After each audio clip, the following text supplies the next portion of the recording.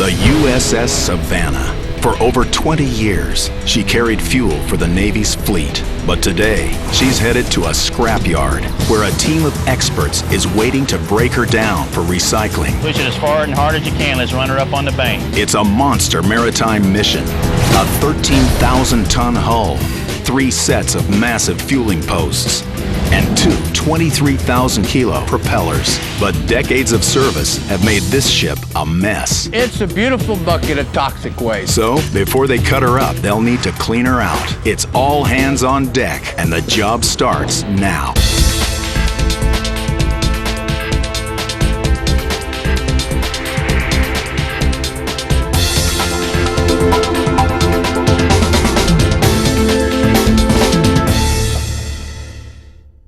ESCO Marine, a sprawling 40-hectare scrapyard and recycling operation at the southernmost tip of Texas. Dozens of decommissioned U.S. naval ships are cut up here year-round, and the USS Savannah is their newest arrival. She's just finished a 2-week tug trip from Virginia, around the tip of Florida, and into the Gulf of Mexico.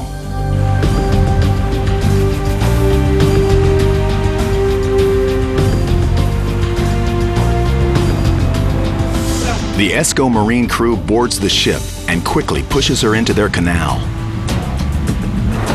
There's not a minute to waste. In this business, time is money. But after 10 years in storage, there's no telling what condition she'll be in. And no one knows that better than ESCO's president, Richard Jarris. From his office, he surveys the inventory with shipboard manager Ron Mills. Beautiful, beautiful. Yeah, she looks really good. Actually, there's a lot of good metal on there. She looks like she's in pretty good condition, considering she's probably been in storage for 8 or 10 years, maybe. You think you can get her done in 2 weeks? 2 weeks, that'll be a challenge. She's worth her weight in recyclable materials like steel and copper. But to mine this mega ship for metal, they must systematically dismantle her. Breaking down 13,000 tons of marine material is no easy task. Not only is the ship huge, it's loaded with contaminants. Ron, let's take a look at the drawings. That's an important fact for Richard. Over 10 years ago, his former company was cited for serious environmental infractions. Now, ESCO's success depends on adhering to strict government guidelines. So, before they cut the Savannah down, they'll have to clean her up. The breakdown will happen in 4 steps. Step 1, the cleanup. Quarantine the ship and remove all hazardous materials. Step 2, the gut out. Comb the cavernous interior for resellable items. Step 3, the strip down. Clear the decks so the crew can reach the hull, including the removal of 3 sets of massive fueling posts. And step 4, the final breakdown. Working from top to bottom, cut away the Savannah until they can reach and remove the rudders and propellers. Then, slice up the final pieces, cutting up every centimeter of metal along the way. Well, I'm ready to get going on it. I'm looking really excited about it. I want to get out there and walk through that and find all the goodies. Richard may be president, but there's another man who's boss. Safety Manager C.J. Meyer, a.k.a. the Enforcer. This isn't my first rodeo. He's been doing this job for 15 years and broken down dozens of ships. Okay, let's try to get all our exits and entries and arrows. I want everybody to be able to find their way in and find their way out. Until CJ and his team say so, no one sets foot on board. A lot of cable, lots of cable. Below deck, he starts his inspections with second in command, Rafael Barrera. Together, they must survey every meter of the ship. Okay, Rafa, let's see what we got here. You can get so lost down here, it'll scare you. You can turn around a corner, and if you do not have a light, or if your light goes out, you're lost, and you're feeling your way out. You always go accompanied by another person, never alone. That's one of the main #1 rules at this rodeo right here. But getting lost is the least of CJ's worries. After decades of neglect, the savannah's full of hazards. Let's go outside and take a look out here in the bow. It's the kind of stuff we don't want right there. It'll hurt somebody. I do have a concern about that mast forward there. It's just tied up. We're gonna have to make sure that thing's laid over so it doesn't fall on anyone. The Savannah may be in disrepair now, but she wasn't always in this condition. Built in 1970, the Savannah served in the Vietnam and Persian Gulf Wars. Longer than 2 football fields and 10 stories high, she was perfectly designed for her job. For over 20 years, she hauled fuel for the U.S. Navy. Her huge hull could carry 26 million liters of fuel far and wide. So the Navy's fleet could stay at sea longer. A tactical advantage at war or at peace. But CJ knows that all that power and capacity comes at an ecological price. The Savannah's covered in deadly contaminants, and it's his job to find them. It's an array of sampling that goes on this vessel before we're even allowed to give the okay to start dismantling. He doesn't have to search long. This equipment contains PCBs. There's toxins in the walls. All this fiberboard here, you take this paint off, there could be asbestos behind that. All of this has to come off until there's nothing but steel walls. And contaminants in the lighting. I don't want anybody breaking light bulbs. These fluorescent light bulbs that we see up here, they have mercury vapor in them. In this job, CJ's learned to expect the unexpected. You never know what you're gonna find on these ships. I have found stuffed dummies sitting in a chair with a book and a hard hat like this. And you walk in total darkness and you turn and there they are, you know, and you're not expecting anyone down there. It's kind of freaky, you know, it scares you. But there's one thing that's no surprise. The Savannah is a mess. It's a beautiful bucket of toxic waste. But once you remove all the waste, you have nothing but a recyclable commodity, which is steel, copper, brass, nickel. Any kind of metal that's on this ship will be recycled. This ship will be 100% recycled. There's one area that's at the top of CJ's toxic list. Okay. The engine room. We'll see if we can get down here. Let me check this ladder well real quick. 20 years ago, this room was bustling with sailors. But today, there's only memories and a lot of asbestos. All this white stuff you see here is probably asbestos. Asbestos is a microscopic mineral fiber that's extremely strong and heat resistant. Attributes that made it a perfect insulator. It would keep things that are supposed to be hot. And the reason why it's all over the engine room. I reckon there's going to be about 400 to 500 cubic yards of asbestos that gets pulled out of this engine room. That's almost 400 cubic meters. That quantity of asbestos and the scale of the room makes it a huge challenge. Plus, there are things the crew could fall over and into everywhere. Watch your step. There's open grating right here. Okay? Not to mention hard-to-reach areas. Now, you see up here how high that ceiling is? See that? The very top, that's all canvas buttoned with insulation behind it that has to be removed. But this toxic task will be tackled another day. The asbestos crew's working from the top of the ship down, so they must start just above the engine room first. It's a dangerous job. Inhaling asbestos fibers scars the lungs and leads to severe illnesses, even death. In the U.S. alone, it's the cause of an estimated 10,000 fatalities every year. So the crew must seal off the area and wear protective clothing and breathing gear. It's a requirement that crew supervisor Jose Ramirez enforces with an iron hand. If they don't take it serious to the letter of the law, they're out of here. They have one chance. The team secures the room and gets to work.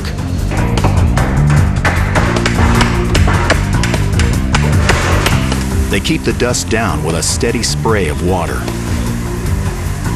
From drywall to insulating foam, they strip out all the asbestos-infused materials.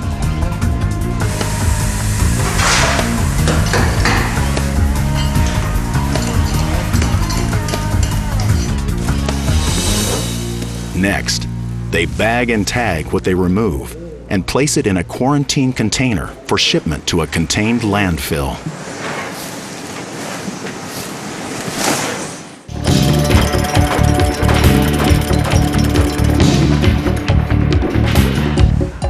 Finally, after 1 month, the cleanup's over. The teams removed hundreds of thousands of kilograms of contaminants.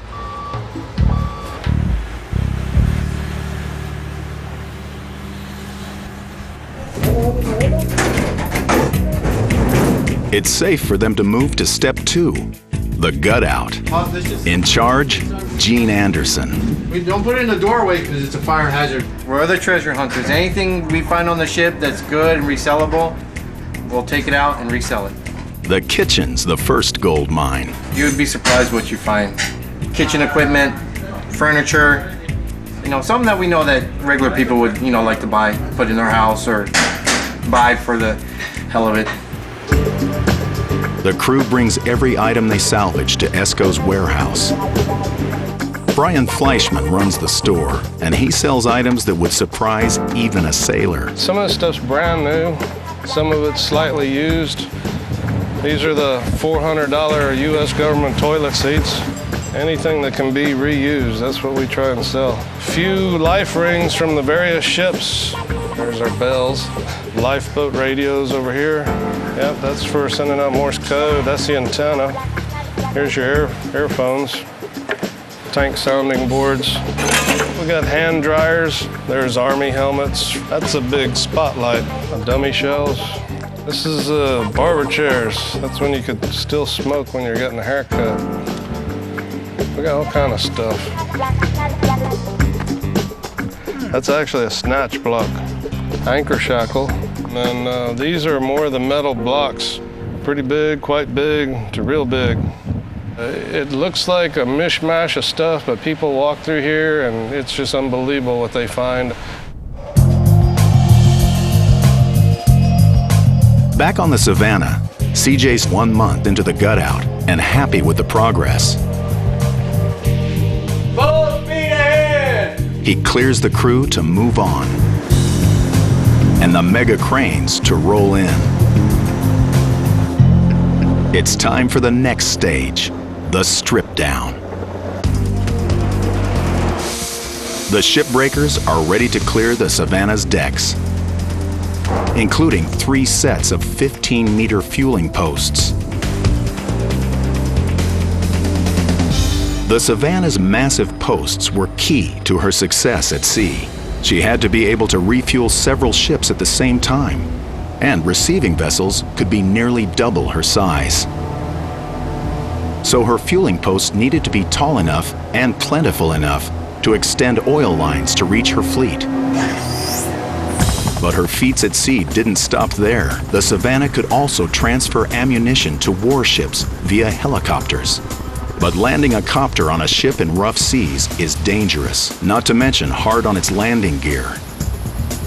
So pilots would hover above the Savannah's deck while the ship's crew hooked up the cargo below. Minutes later, the receiving vessel could be gassed up and ready to fight. Today, it's all hands on deck for a different reason. The fueling posts must be cut and lifted out. But after years of neglect, there's no telling how sturdy they are, or how easily they could collapse. That's a fact that makes shipboard manager Ron Mills extremely nervous.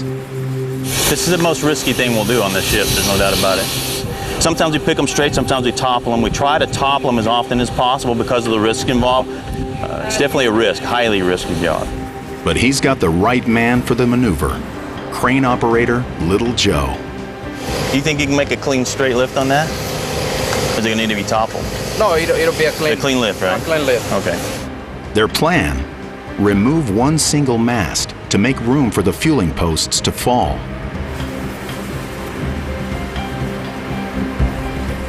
But you are going to be able to lift that straight, right? Yes, it'll be a challenge. It'll be a challenge, but yes. Lifting out a 15-meter rusty mast is already difficult, but there's one detail that makes the job even harder. The crew doesn't know exactly how heavy any of the ship's parts are. And Little Joe's crane maxes out at 55,000 kilos. How much do you think is going to weigh it? I said about around 78,000 pounds. All right. A miscalculation of the mast's weight could cause his crane to collapse. But there's only one way to find out. Cable it up and lift it. A worker climbs the mast and secures it at the top.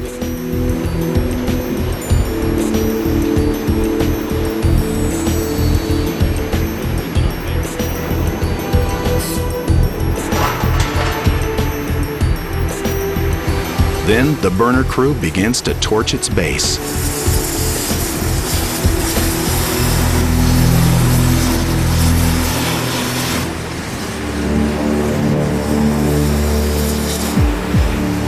After a few more cuts, it's all up to Little Joe. He gives the mast a tug. 35,000 kilos. A load his crane can easily handle. But the calculations don't stop there. The weight of the mast, the height of his boom, and the changing wind speeds must all be taken into consideration. To pick the one piece and a clean lift, as soon as it comes loose, the crane operator has to compensate for the fact it's heavy and the fact that in the wind it's going to want to come toward his crane. So, Little Joe always gets final say on what's lifted and when.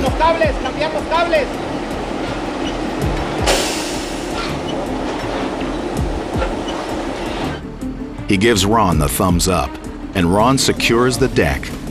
Sí, por favor, no quiero seguro la escalera.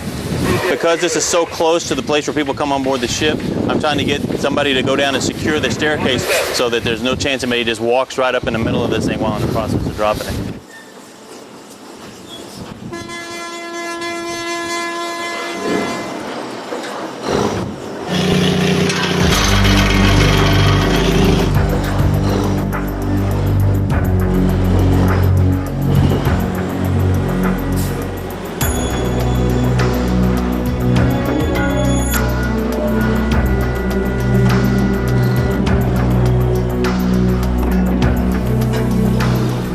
So take it to the edge. There you go, take a load, move it to the edge of the ship. The decades-old mast may contain contaminants like lead. Inadvertently dropping it in the water could spell ecological disaster. So Ron watches every move Little Joe makes. All right, over the side, buddy. So far, so good.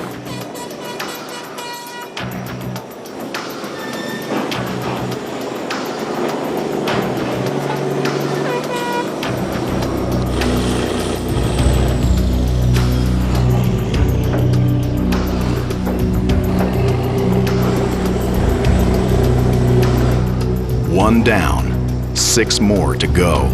But the remaining posts aren't singles. They're doubles.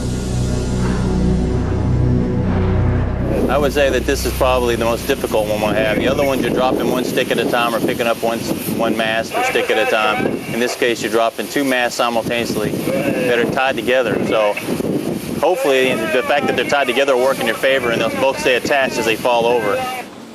This cable that runs down the center will be attached to the crane. The crane will pull a tension on it. They'll cut the two towers at the same time, and it should fall like two trees falling simultaneously in the woods.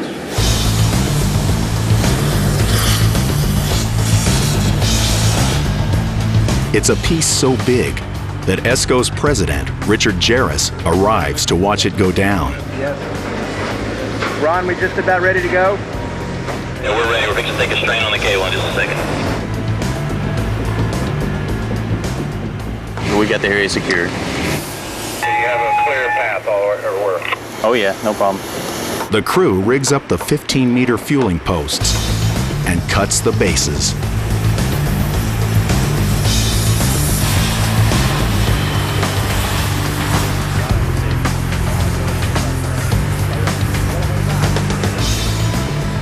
It's like a lumberjack cutting a tree. The guy's already done over there, so.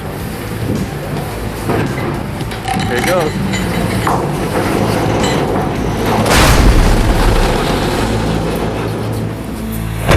$91,000 kilos of fueling post safely hit the deck.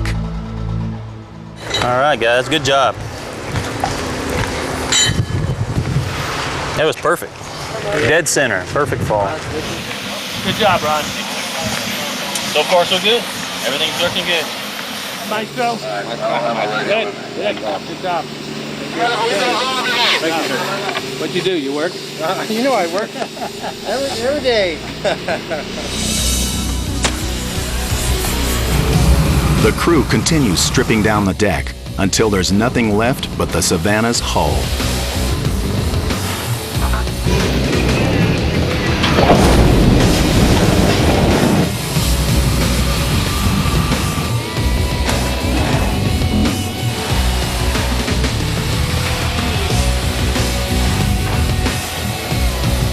Two weeks later, it's time for her final breakdown.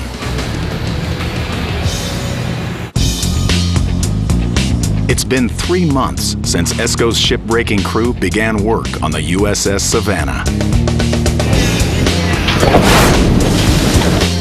Now, the heavy lifting really begins.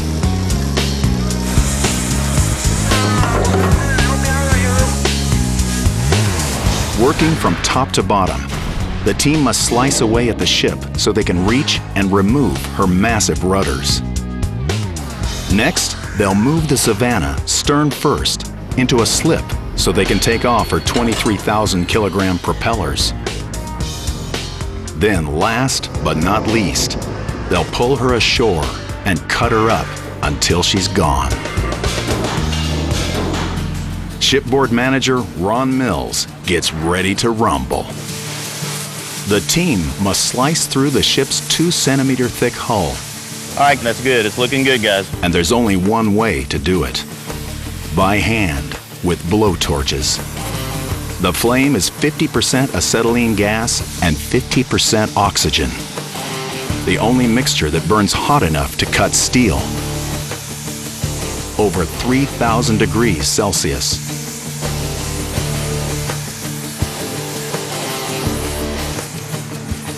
The burners attack the ship.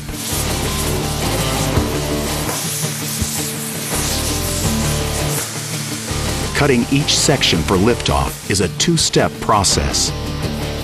First, they cut the ship's skin, but leave her underlying connective ribs in place. The uncut ribs act like tabs to keep the piece in place until the team's ready to remove it.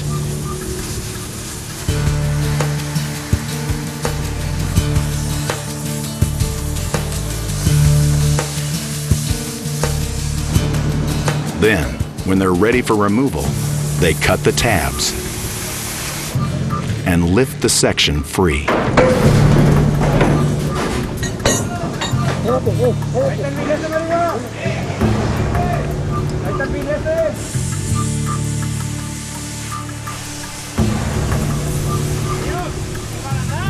The burners can't cut a piece that's heavier than their crane can lift, so it's a job that takes years of experience.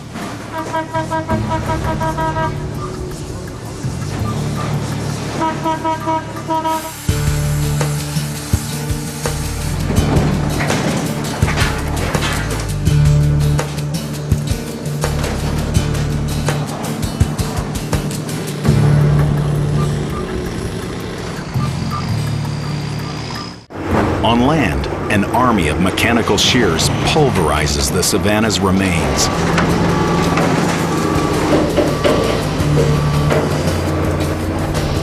The Cat 385 is the first to feast.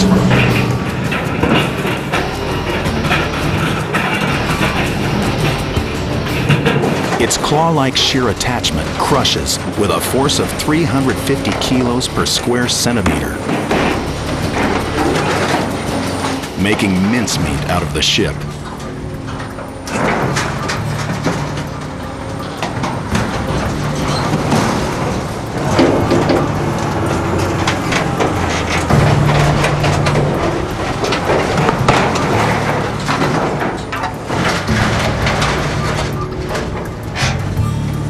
Then, ESCO ships out the metal scrap for recycling.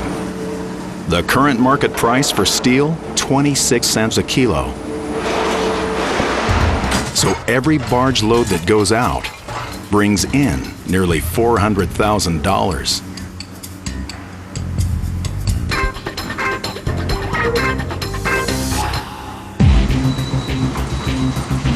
But other parts of the Savannah have an altogether different destination. This 2,500 horsepower hammer mill shredder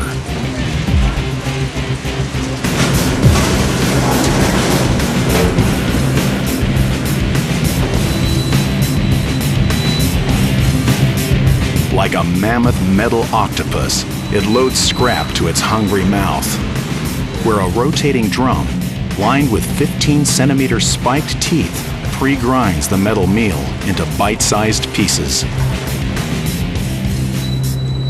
On today's menu, an appetizer of crushed cars. Then, the main course, aluminum shelving from the Savannah's kitchen.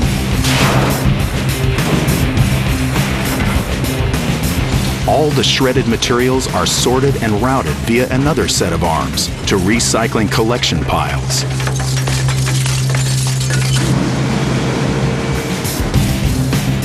To earn its keep, this hungry monster needs to process close to 300 tons of scrap a day. So, it's fed everything, from ship parts to shopping carts.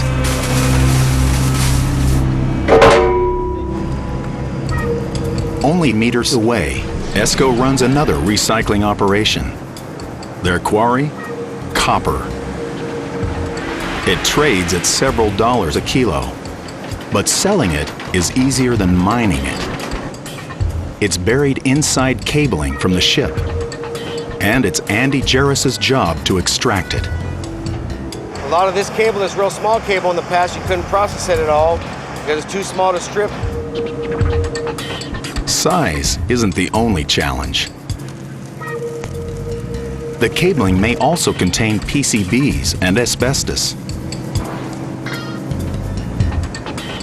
The hazardous material can be on the outer layers here, it can be in the inner layers. We don't test every little piece, so we determine it all to be hazardous no matter what. The goal is simple. What we're trying to do is we're trying to keep all the copper, that's the good stuff here, and dispose of all the material around it. And Andy's got the right tool for the job. His 300 horsepower dual chopper. This cable comes all the way from outside and drops into this chopper here, and this is a pre-chopper. This chopper here is going to take this material right here, all these big strands with all this big insulation and everything, and it's going to turn it into a granulated product like this right here. Next, the scrap passes through another set of choppers that cuts the material into even finer pieces. Then it moves to the separation station. Here, vacuums suck off any insulation, separating potentially hazardous material from the copper. And lastly, the copper passes through a magnetized chute that pulls out other metals like steel or nickel. The final product? Clean copper.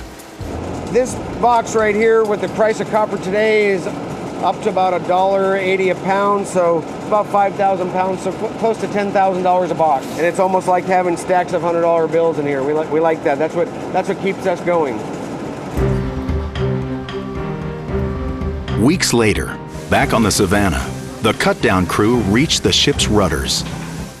Two 6-story high, 118,000 kilogram masses of structural steel. To make matters worse, they're submerged.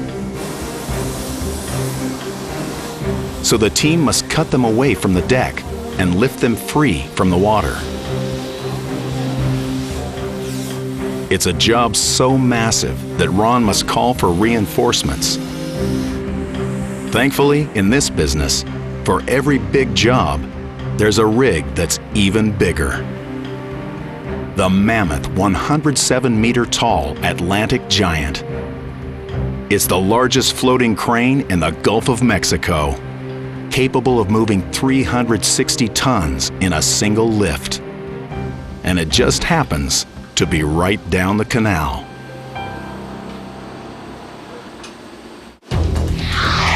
The Giant moves into position, and the ESCO crew makes the last prep cuts. They're ready for liftoff. Shipboard manager Ron Mills is primed to remove two of the USS Savannah's most massive parts. Her pair of 18-meter steel rudders. The team chains up the first rudder and makes the final cuts inside the hull.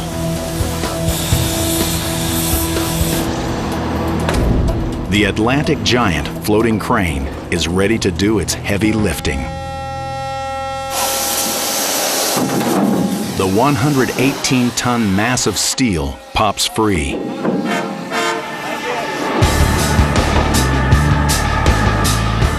But that was the easy part. Now they have to lay it down.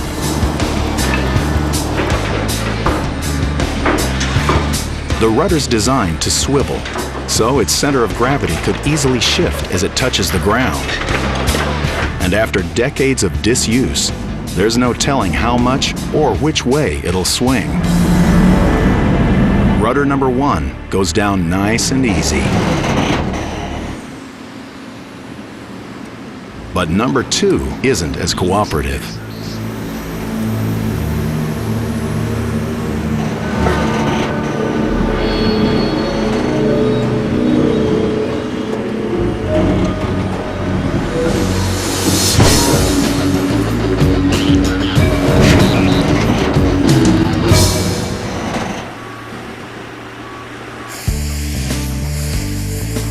The cut-down crew wastes no time in slicing them up.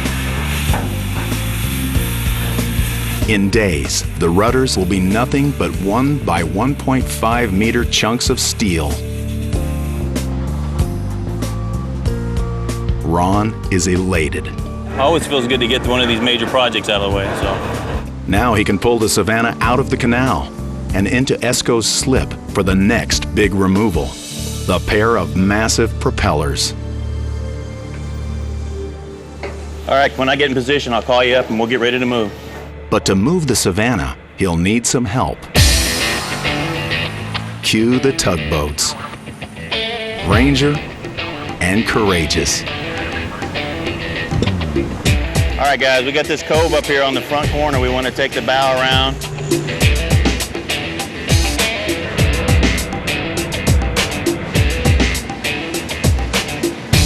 All right, guys, this is good. This is a good rate. Courageous, keep pushing in on the stern, and Ranger, bring the bow around. Looking good.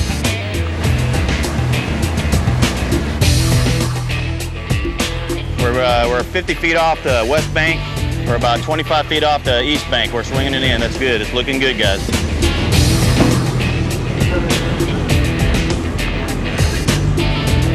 It's really nice, guys.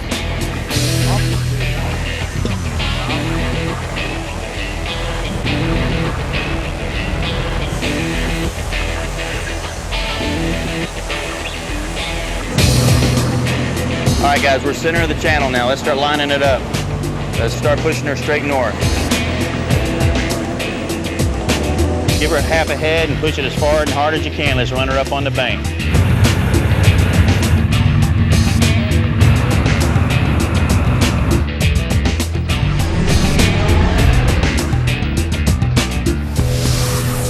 The propellers hit ground, and the tug's job is done.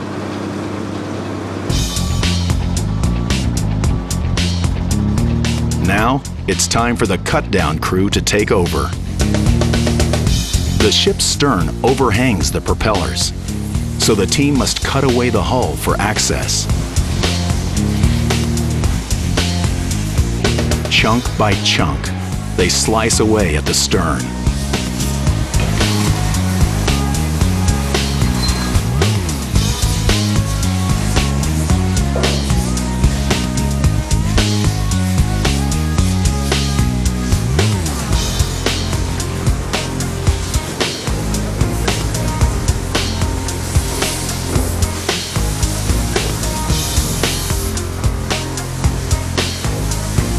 Finally, they're ready to cut free the propellers.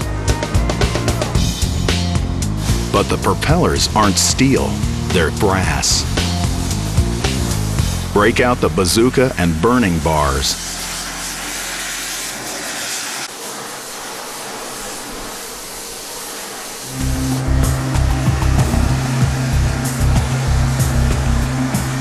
Hey, Doggo, can I get you to get out the bazooka to cut that for me, please? It don't look like the regular torch is going to do it.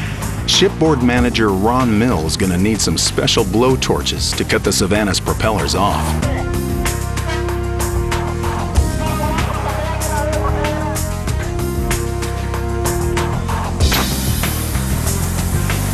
First up, the bazooka. It has an extra wide nozzle and 10 times the power of regular blow torches.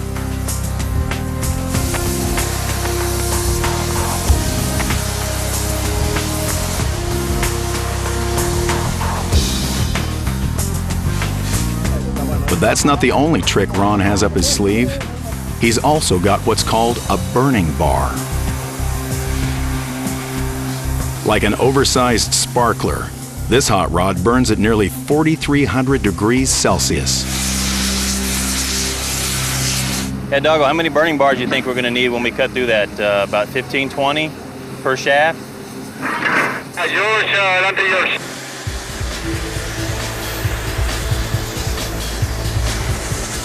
The shaft is going to be somewhere between 21 and 26 inches typically. So we have 3 different torches that are being needed just to cut through this shaft to get it ready to come off. The crew uses the tag team of tools to turn the prop into molten metal.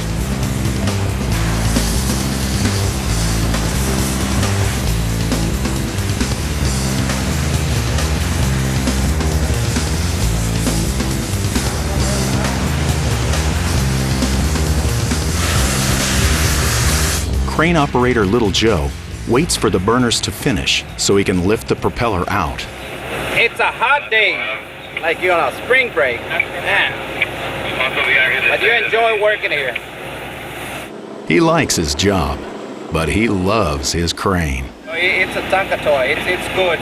This is, I mean, it's awesome. It's a nice crane. American, a 9310, beautiful crane. There's just one thing missing: AC. That's why I'm sweating. Finally, it's go time. The teams cut the prop shaft and they're ready for liftoff. They expect the propellers to weigh upwards of 23,000 kilos. Little Joe gives it a tug, but something's holding it. It's nothing another burning bar can't fix.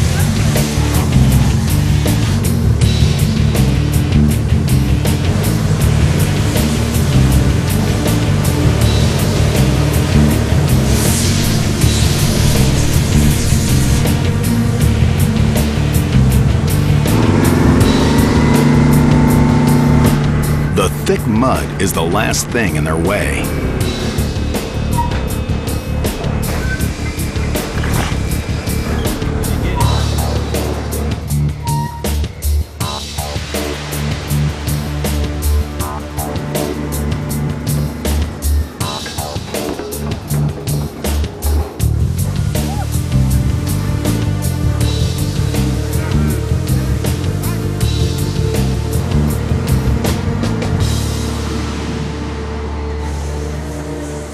Little Joe gives Ron the final weight. How much? 54,400. 54,400? Yes, sir. All right, man. Good job, buddy. Yes, sir. Boy, these are definitely major hurdles. As soon as these hurdles are done, then we can start cutting away the ship. The burner crew moves on to the second prop. While they jackhammer the first apart on land. Brass trades at an average of several dollars a kilo, so this 25,000 kilogram propeller looks more like gold.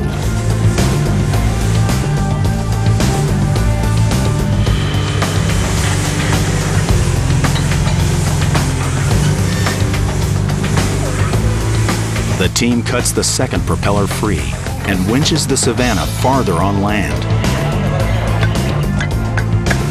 continuing to cut her up. The Savannah's final salute is near.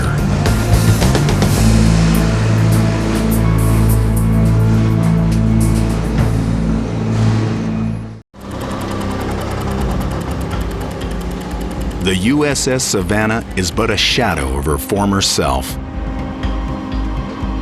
It's a sight her sailors would shudder to see.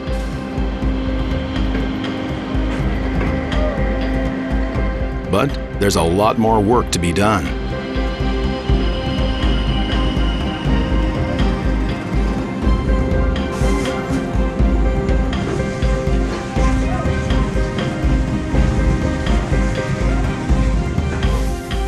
Piece by piece, the crew must cut and lift the rest of the ship away.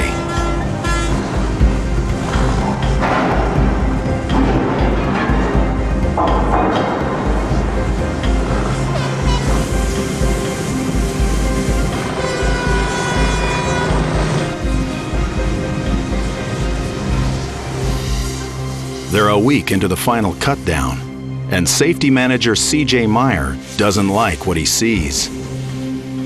Oh, what we got here? Well, that doesn't look good at all.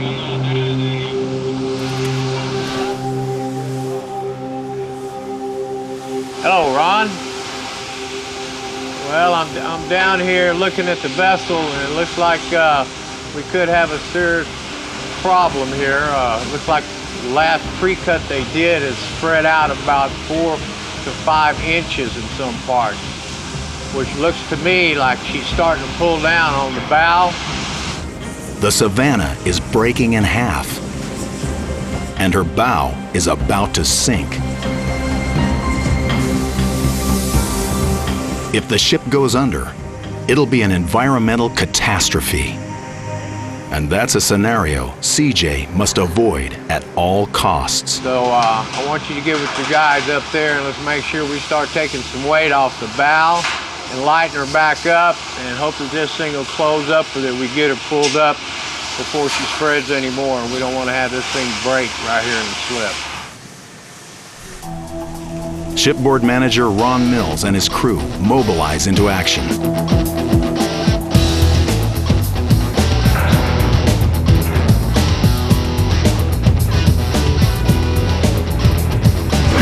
Yeah, I think if we take another 6 or 8 pieces off the front, it'll close up completely and it'll be all right.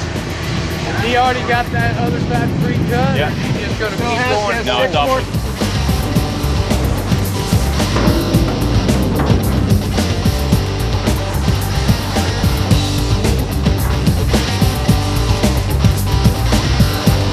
Get it off. Come on.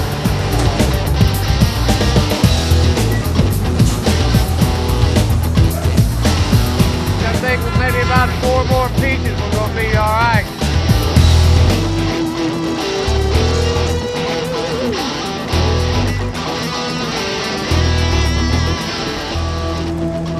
We've cut all the extra weight off the front, which closed up that opening. Now by pulling the ship up, that extra weight that was hanging in midair or over in the water floating is no longer there. Now it's up closer to the bank, so the problem's gone.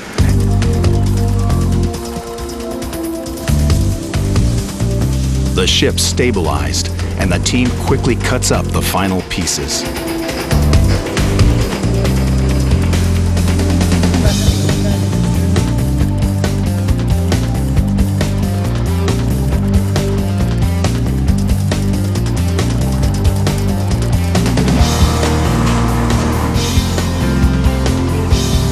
process that makes Ron proud. When I joined the industry, it was almost like it had a black cloud over it. It was one of these industries that no one really knew. It was, oh, it's a scrapyard. But over the last year or two, this green movement has taken over to take something that's a huge basic environmental eyesore and turn it into useful products and save the environment at the same time. It's awesome. This industry may have a way to go until it's totally green. But there's one thing that's for sure. After 5 months, 13,000 tons of ship is gone.